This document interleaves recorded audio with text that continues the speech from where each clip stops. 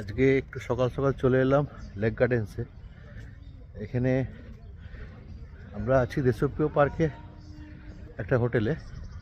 তো সেখান থেকে হেঁটে 10 মিনিট লাগে দেশপ্রিয় পার্ক থেকে হেঁটে। সকালে এখানে দেখছি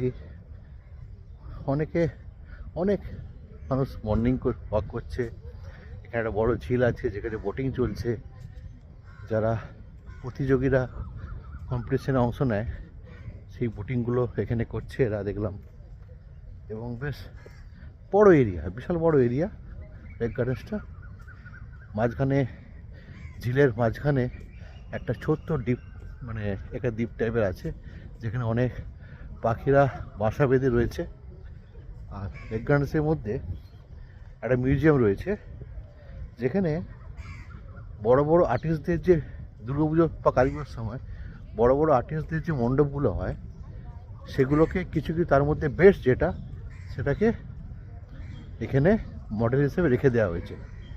তো আপনারা এলে একবার নিশ্চয়ই, কলকাতা এলে একবার নিশ্চয়ই লেক গার্ডেন্সে আসবেন এবং এই মিউজিয়ামটা দেখে যাবেন, বেশ ভালো লাগবে। আমার তো বেশ ভালো লেগেছে। আজ এখানে ঢুকেছিলাম প্রায় এই 5:30টার দিকে, এখন বাজে 8টা। বেরিয়ে যাব, চলুন টাটা।